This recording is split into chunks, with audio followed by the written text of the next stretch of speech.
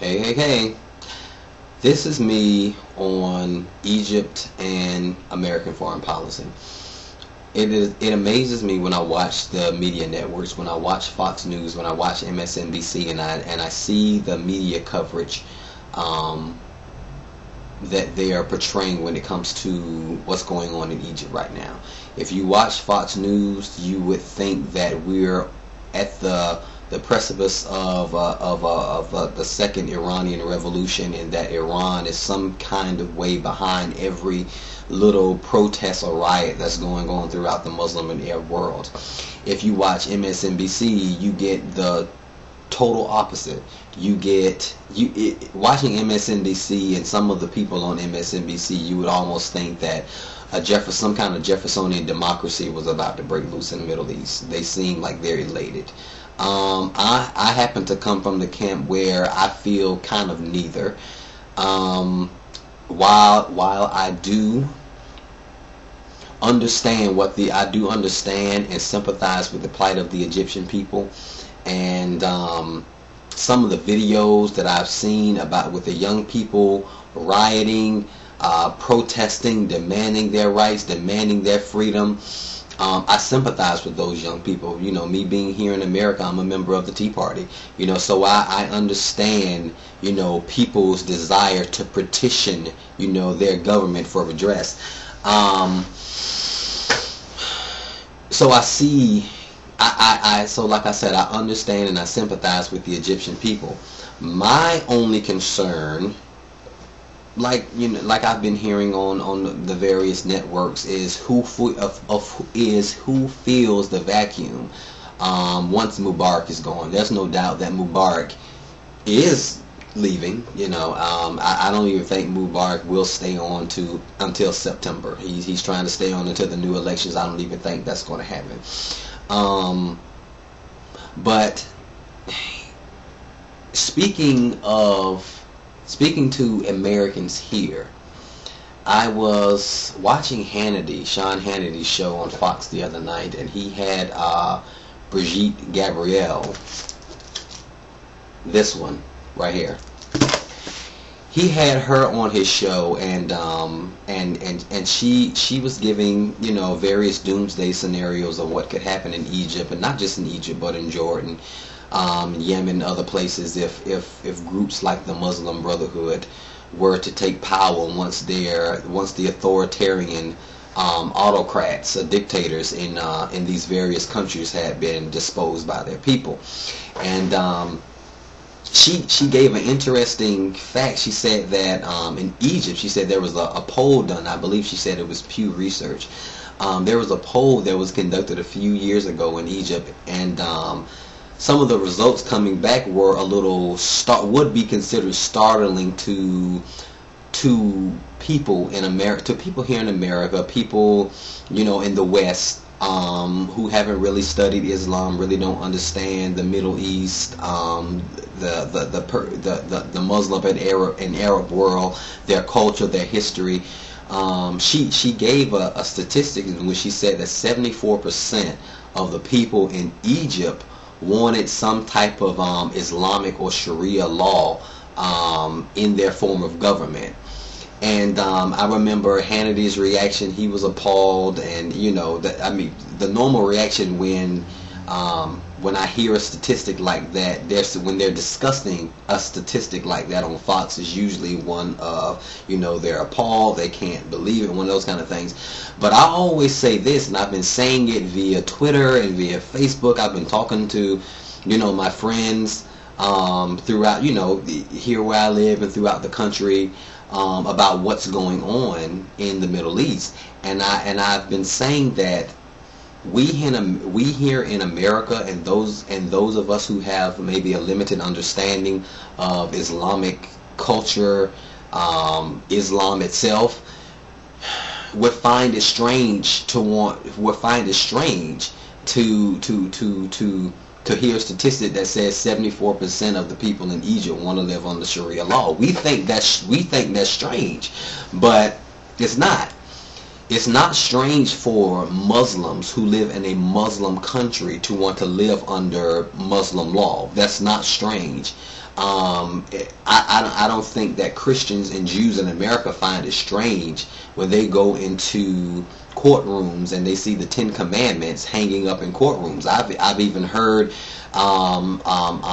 top conservative talking heads like Mike Huckabee, the former governor of Arkansas, saying things like our laws. He essentially said that the laws in this country should have some kind of biblical backing to them. They should be based upon Christian theology and Christian doctrine. Mike Huckabee, a former presidential candidate, he won the Iowa caucuses in 2008, said that out of his mouth.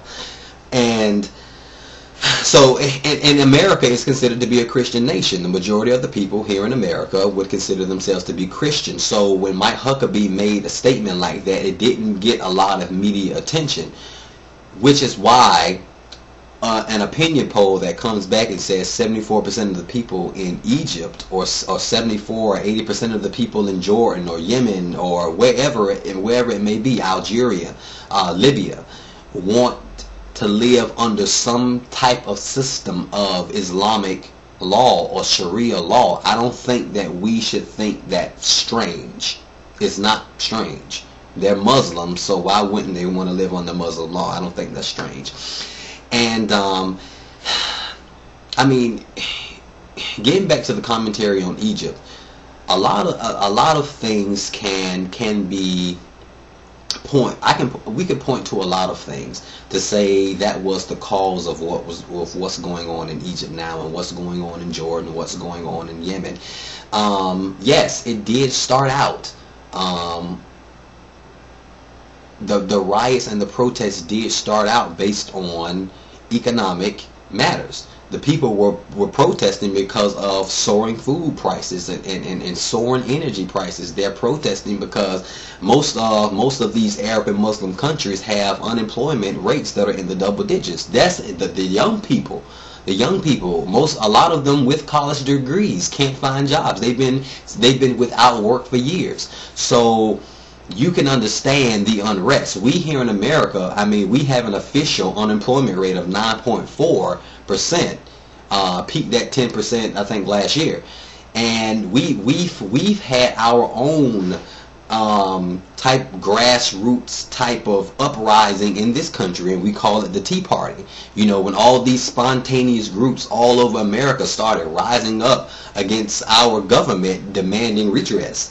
And it's nothing different than what initially happened in Egypt, and what's going on in Jordan and many of the other Muslim countries. A lot of the protesters are, you know, these are young people, these are educated people, these are middle class people.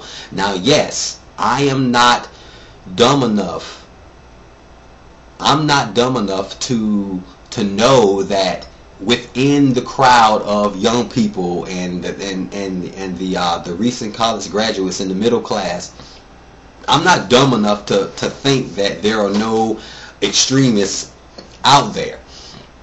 I'm fully aware that the Muslim Brotherhood is participating in the rallies. I'm fully aware that the Muslim Brotherhood called for their members to join the protesters in the street. But I'm also fully aware, because I have an understanding of Egyptian culture, that a pretty good percentage of the people in Egypt actually have some type of sympathy or support for the Muslim Brotherhood. I mean, I don't think people realize that, because there's a lot of commentating going back and forth about the Muslim Brotherhood. Oh, the Obama administration, you know, they gave signals saying that they would allow for the Muslim Brotherhood to be involved in whatever this new unity transitional government is. And I hear some conservatives and people on the right poo-pooing that as, oh, Obama, he's lost Egypt. And I think to myself, well, Actually, no. It was actually on President Bush's watch that the Muslim Brotherhood, I think they won like 20% of the seats in Egypt's parliament. That happened when Bush was president. The Muslim Brotherhood it's like we're worried about the Muslim Brotherhood getting in Egyptian government. The Muslim Brotherhood is already in the Egyptian parliament. There are several members of the Egyptian Brotherhood currently sitting in the Egyptian parliament right now. So I just think that's kind of perplexing me, hearing that argument going back and forth on some of the news networks. I was like, wow, are they really unaware that the Muslim Brotherhood is already in the parliament of Egypt? I'm not sure. Anyway, the things that's going on in Egypt, the things that's going on in Yemen, yes, these kind of things can be attributed back to economic issues, food riots, people want jobs, all that stuff. Yes, all that's true. But then some of it can be attributed to U.S. foreign policy. It's so funny because you're talking to someone who used to be a neoconservative. I supported the Iraq War. I am someone who, many years ago, I read the Project for a New American Century, the neoconservative sort of blueprint for the American empire in the new century. Basically, it was a plan in which the U.S. would just establish itself all over the globe. It was fomented by people like Bill Kristol, of the Weekly Standard, Douglas Feith, Paul Wolfowitz, the whole neoconservative, gang. I was a person who, when I read that document many years ago, when it initially came out, well, not when it initially came out, because it actually came out in the 1990s. I read it a few years later. Being a neoconservative myself many years ago, I read that article and I had no problem with it. I was all for U.S. hegemony and U.S. bases and all over the world and us flexing our military might and the kind of things like that. But at the time, I had no concept of the word, or I guess I could say the concept of blowback. And coming out of neoconservatism into more of a constitutional conservatism or a paleo-conservatism, constitutional conservatism, libertarianism. So coming out of neoconservatism, I began to study the history of U.S. foreign policy, the history of U.S. interventions throughout the Middle East, because there is a lot of truth to the theory of blowback, meaning that things that we did in the past in many nations, the meddling of the U.S. in the affairs of other nations via the CIA and what have you. It's kind of like those things, sometimes those things have a habit of coming back to bite us in the ass. And the analogy to Iran is something that's very prevalent, like I said earlier in this video, on the Fox News network. They continue to compare what's going on in Egypt to what happened in Iran, and I would remind them to also include, and I would ask them, I guess I should say I should ask them also to include in their commentary how Iran got to the point where it is. Because we talk about us being promoters and advocates of democracy. Well, in the early 1950s, when the people of Iran had chosen Mossadegh to be their leader, Mossadegh had a plan in which he was going to basically nationalize the Iranian oil industry. Of course, the British and the Americans, the Americans being under President Eisenhower, thought that this wasn't a good idea. So essentially, they had the CIA go in and do their thing. The Mossadegh was removed. The Shah was reinforced, installed back in power. The Shah, who was in exile, came back to Iran. He was reinstalled. He was fortified, supported by the United States government. But I don't think a lot of people understand the history of the Shah. The Shah was kind of like Hosni Mubarak. The Shah he was autocratic. He was brutal. He was a dictator. He suppressed the people. He brutally cracked down on dissidents and anyone who opposed him. Very similar to Hosni Mubarak. And so the people resented the Shah. The Shah ruled Iran for decades, just like Hosni Mubarak has ruled Egypt for decades, and the people resented that. Similar situations ensued in Iran. There was some economic economic downfall, a downturn that hit Iran. The people became unruly. There was unrest in Iran. People wanted, food. People wanted energy. There were soaring energy prices, and people wanted a change in Iran. That was the scenario surrounding 1979 and the whole revolution and Khomeini coming back into power. We don't realize that the people in Iran didn't forget. They didn't forget that they had a leader that, whether we liked him or not, whether the U.S. and the United States agreed with Mossadegh or not, Mossadegh was the leader of the Iranian people. The Iranian people supported Mossadegh. And for us to come in, for a foreign power to come in and take down the democratically elected government of another country, what would we think if China? What would we think if Russia? What would we think if Pakistan, if Turkey, if India, any of these countries, were to have come into our country, and use their intelligence apparatus to remove the government that we democratically elected in this country? Don't you think that we would have some resentment for that country? I don't understand why some people don't understand the resentment that Muslims and Arabs have for Americans. It's not because it's not always because we're free. It's not always because we have wealth. It's not always because we have rights. Sometimes it's because we meddle. Sometimes it's because we stick our nose in places that it shouldn't be. I mean, it's not just Iran. We did the same thing a year later in 1954 in Guatemala. There was the government of Guatemala had made a move in which they were going to nationalize one of the fruit companies.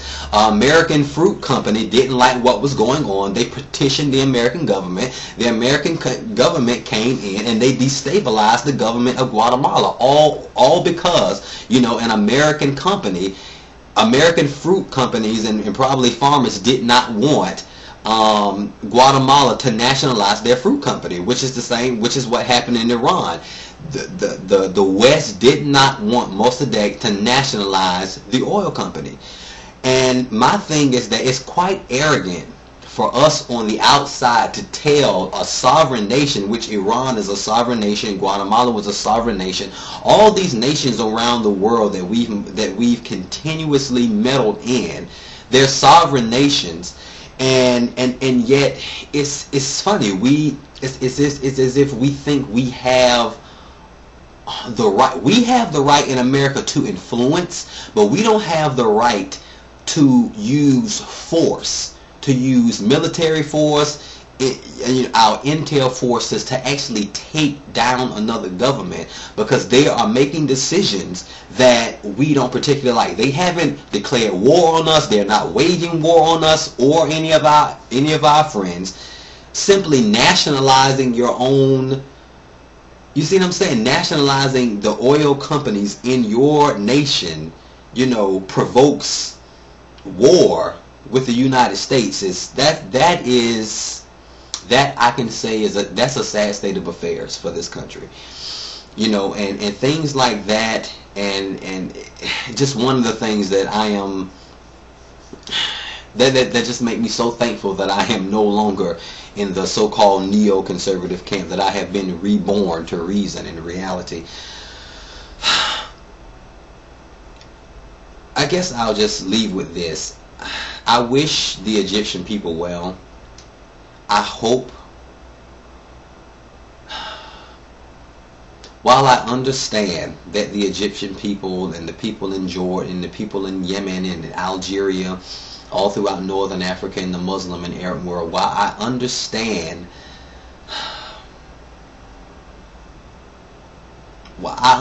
their tendency to want to, Sharia, Islamic law, to govern them. I do understand that. But what I would also say to the young people, to the secularists, most people don't realize that Egypt has quite a huge secular population as well. That the majority, even though, yes, you have polls coming out saying a majority of the people, will want some form of Sharia or Islamic law, in their form of government. There is a ever-growing young population throughout Egypt, throughout Jordan, throughout many of these Arab and Muslim countries. There is a growing youth secular movement when they legitimately want freedom. They legitimately want rights like we have here in America. My only hope is that those voices of modernity, those voices of reason, are the voices that in the end win out. When we're talking about Egypt forming a new government and going forward.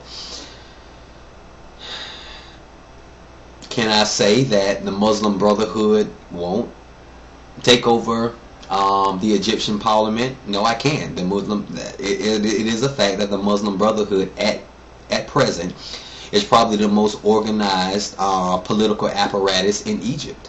Besides the party of Mubarak's government,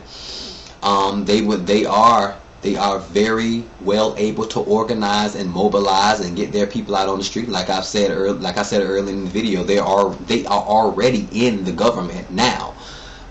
So for them to mobilize their ground troops, and not ground troops as far as militarily, but to go out and get out the vote and campaign, it's not a big thing for them. It will be difficult for some of the more moderate parties and all that kind of the more moderate parties to organize in enough time for the September elections, to hopefully to give some strong opposition to the Muslim Brotherhood. But regardless, I am a strong believer in an individual's right and a people's right, a sovereign people's right to self-determination. Just like we here in America talk about self-determination and our manifest destiny and American exceptionalism, I believe that people in other countries, they want the same. They may want a different type of political system or political apparatus, but at heart, all men want freedom. Man at his core wants freedom. Man is born free. We are inherently free. Whether freedom is shielded from us under the cloak of fascism, or under the cloak of communism, under the cloak of authoritarian Sharia, people will always hunger and thirst and fight and die for freedom, for the right to speak, for the right to assemble, the things that we take here in America for granted. I don't believe that this chapter in Egypt is closed. I don't believe that the voices of modernity would simply allow radicals to take over. It's not 1979. We've seen revolutions before. The world is different. Do I fear for the safety of the United States of America if the Egyptian Brotherhood takes over Egypt? No, I do not believe, I do not believe that the Egyptian Brotherhood in power in Cairo is a strategic threat to U.S. national security. Anybody who tells you anything different is either in delusion, they're lying to you, or they are grossly misinformed. The Egyptian military that we've supported to the tune of $67 billion over the past 3 decades is no match for U.S. military power. They are no match for Israeli military power. At least we forget that the Arabs attacked the Israelis in 1948. They attacked them in 1967. They were attacked in 1973 during the Yom Kippur War. There have been several attacks, surprise attacks, by united Arab forces against the people of Israel, and the people of Israel have prevailed on all occasions. There is no doubt in my mind that if something were to pop off in the Middle East, there is no doubt in my mind that Israel is more than capable of defending herself and defending her people. Do I think some kind of military incursion would pop off between in Egypt, controlled by the Muslim Brotherhood, and Israel? Likely, I don't think so. Could it happen? It could happen. Anything could happen. But is it likely? I don't think so. People who talk about Israel, it's funny to me when I listen to commentators and they talk about Israel. It's the same thing. I think it's gross ignorance, or they're lying, or I don't know. I don't know. It's like they see Israel as this impotent, defenseless country, when in fact Israel has the the most spectacular, stellar fighting force, one of the best, strongest, most spectacular fighting forces on the face of the earth, second probably only to the United States. I mean, every weapon in our arsenal here in the United States, I can almost guarantee you that Israel has those weapons. I don't fear for Israeli national security, not because I feel some type of way about the people of Israel. I actually love the people of Israel. I love the Jewish people. I tell people all the time that it was Jews that freed my mind from religious bondage. But I don't fear for their safety, because I know what they are capable of. You know, I mean, just go back to the whole thing was going on about Iran. Everyone in this country was beating the drumbeats of war when it came to Iran and their nuclear program. You know, they were saying Israel is going to have to attack Iran. The United States is going to have to attack Iran. Sure, we attacked Iran, but we did it with a bug. We did it with a worm. We did it with a virus. You know, we did it in the 21st century, in the technological age. We attacked that way, and set their nuclear program back many years. I think if people really understood the cyber capabilities, the intelligence capabilities, the military capabilities of Israel and of the Mossad, I don't think that they would I don't think that they would be too worried about, you know, what's going on. Israel will be fine. Trust me, Israel will be fine. And like I said, I am a strong supporter of Israel, and I can say that Israel will be fine because I know that Israel will be fine.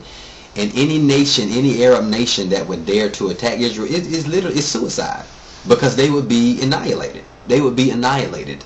I don't think the Israeli people would use any type of restraint. I don't believe that there would be any dumb rules of engagement like we have in our American wars, like what's going on in Afghanistan. It's all out war. War is war. War is bloody. But we come, and you know, when Israel comes, they come to win. That's how we used to fight in America. Anyway, that's my little commentary. I'm really sick of hearing just ignorance. Like, can we please stop the ignorance about what's going on in the Muslim world and the Arab world? Can we can we speak some truth? Can we stop the fear mongering? And can we acknowledge? Can we acknowledge that we have had a hand? Has it not been us? Has it not been the United States that have been propping up dictators all over the world, including Mubarak, including Saddam Hussein? We did prop him up. All those arms that he used, in the Iran and Iraq war. We sold him those arms. I hope everyone knows that. Anyway, just truth.